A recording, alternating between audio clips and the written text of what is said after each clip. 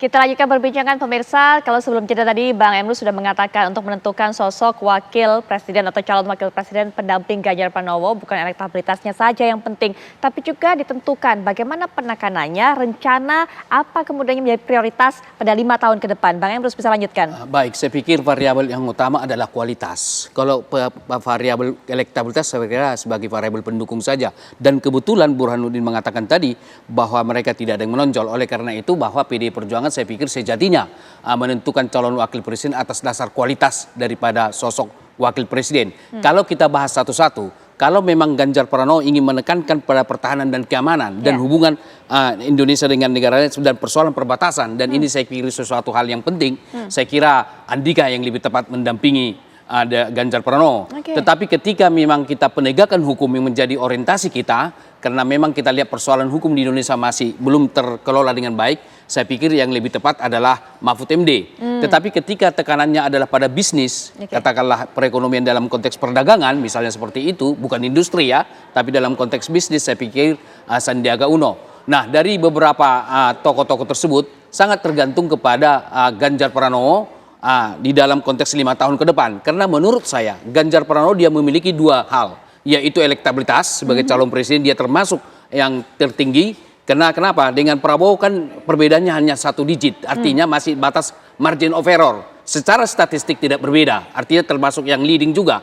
Dan kemudian secara quality, dia 10 tahun memimpin Jawa Tengah dan sebelumnya menjadi anggota DPR. Saya kira dia punya kemampuan dua-duanya, kualitas maupun elektabilitas. Nah, untuk itu pendamping yang paling pas bagi dia adalah sosok yang berkualitas. Nah, persoalan bangsa kita, saya kira Pak Deddy tahu, karena Pak Deddy hubungan internasional menurut catatan saya, hubungan antar negara ini menjadi hal yang penting 5 tahun ke depan. Oleh karena itu saya menyarankan kepada PDI Perjuangan, kenapa tidak Bung Andika Perkasa menjadi calon wakil presiden 5 tahun ke depan. Demikian. Baik, sudah ada satu nama disebutkan oleh Bang Emrus, nanti mungkin dikomentari atau diberikan pandangan, tanggapan oleh Bang Deddy, tapi sebenarnya kita juga dengarkan Pak Tomafi, bahwa tadi sempat kami sounding sebelum jeda, Pak Tomafi ini menyebutkan bahwa calon yang terkuat kandidatnya saat ini adalah Mas Sandiaga Uno, kemudian juga Pak Mahfud MD. Silakan Pak Tomafi. Ya, terima kasih. Jadi dalam pernyataan para tokoh parpol pengusung Ganjar memang terakhir mengkonfirmasikan nama Pak Mahfud ya, yang juga disebut cukup kuat gitu. Nah, kalau disebut satu nama itu maka ditambah dengan apa yang diusulkan oleh P3, artinya kan jadi 2 ya. Dan apa yang disampaikan oleh Mas Burhan tadi juga persis ya, dengan melihat komposisi nama-nama itu yang lebih memungkinkan atau sering disebut. Kalau dari beberapa nama, dari 5, 4, 3, 2, selalu ada Pak Sandi nama itu. Ya. Satu hal juga yang perlu diperhatikan adalah saat ini masyarakat itu juga punya harapan. Para pemilih punya harapan, terutama terkait dengan persoalan ekonomi. Isu ekonomi masih menjadi isu yang paling dibicarakan oleh masyarakat. Ya. Bahkan mencapai angka di atas 50% dibanding isu-isu lainnya. Artinya apa? Artinya memang jika latar belakang Pak Sandi yang cukup mumpuni dalam persoalan ekonomi ini menjadi kolaborasi yang bagus jika disandingkan dengan sosok Pak Ganjar ya. Dari sisi Polhukam gitu. Ini menjadi menarik.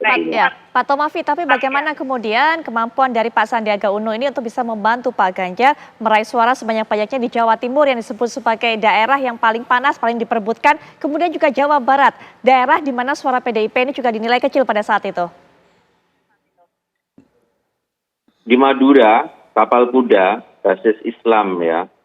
Jadi kalau Pak Sandi tidak saja terkonfirmasi atau bisa dikonfirmasi melalui survei, tetapi sudah pengalaman di 2019 ya, cukup kuat di sana bersama dengan ketika dengan Pak Prabowo. Artinya Pak Sandi punya ya track untuk bisa masuk di Tapal Kuda, terutama di Madura dan juga di Jawa Barat. Jadi kalau isu ini dinafikan tentu akan merugikan Pak Ganjar. Ya, kita juga sudah turun di beberapa tempat terutama di basis-basis pesantren di Jawa Tengah Pantura dan juga di Jawa Timur Pantura itu cukup ngena gitu kalau Sandi disandingkan dengan Pak Ganjar. Pak Ganjar suara yang didukung kuat oleh teman-teman dari PDI Perjuangan dan teman-teman partai politik lainnya itu akan semakin flop jika disandingkan dengan Pak Ganjar, punya kekuatan basis Islam di Jawa Timur, ya, Madura dan juga di Jawa Barat. Saya kira itu sudah terkonfirmasi melalui pemilu yang lalu. Ya baik, Bang Deddy mungkin bisa berikan tanggapan. Kualitas apa sebenarnya yang dicari untuk mendampingi Pak Ganjar, terutama yang kaitannya dengan penekanan 5 tahun ke depan atau program kerja 5 tahun ke depan. Apakah betul soal hankam, soal hubungan dengan negara-negara lain, sehingga kemudian seperti kata Bang Emrus, yang paling pas, paling cocok adalah Pak Andika Permana. Perkasa, maaf saya, Andika Perkasa. Saya kira kalau soal yang penting untuk 5 tahun ke depan, lembaga survei banyak menangkap soal itu ya. Dan tentu kita tidak bisa mengabaikan memang bahwa soal ekonomi menjadi isu yang cukup penting gitu ya. Kenapa? Karena memang Indonesia akan segera mengalami transisi kepemimpinan yang tentu banyak mempertanyakan soal keberlanjutan, penyempurnaan gitu ya.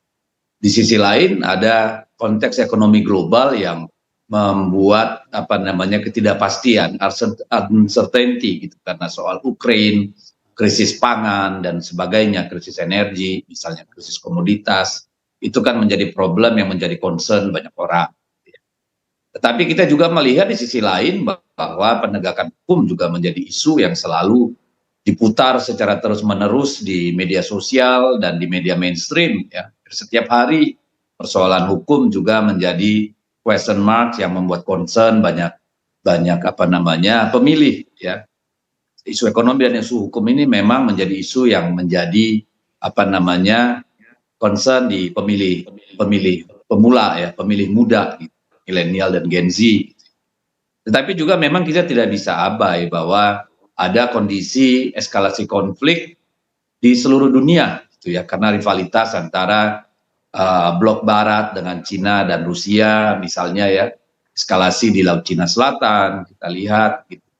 Jadi banyak hal gitu. Tapi memang kalau dari sisi pemilih, persoalan ekonomi, soal pendidikan, soal perumahan ya, soal keberlanjutan itu kan menjadi isu-isu yang memang khasnya anak-anak muda gitu. Nah, itu yang saya kira menjadi penting nanti. Tetapi apapun itu saya kira, lalu kualitas-kualitas apa yang dibutuhkan, saya kira itu sudah hal-hal yang standar dan sebagainya. Tidak perlu terlalu banyak kita perbincangkan gitu. Kenapa? Karena tentu para ketua umum partai politik ini akan mencari calon yang secara kualitas mumpuni, tetapi secara elektabilitas juga potensial. Dan itu harus bisa di blending keduanya. Karena hanya mumpuni tapi tidak memberikan dorongan elektabilitas juga kan sedikit menjadi concern gitu, menjadi persoalan juga gitu. Jadi saya percaya pada wisdom dari ketua-ketua partai politik ini, karena mereka tentu akan mendigest semua informasi, mencerna semua informasi, mendalami, dan jika perlu tirakat dan tahajud ya Pak Sekjen ya Pak Tomafi ya, untuk mencari jawaban yang paling pas, karena untuk menemukan calon paling perfect yang memenuhi semua kriteria, lalu juga dia mampu secara elektabilitas mendongkrak misalnya capresnya, ini kan bukan sesuatu yang mudah. Melihat chemistry-nya dengan para pimpinan partai juga menjadi satu ini sendiri. Jadi banyak hal gitu. Baik, Bang Deddy.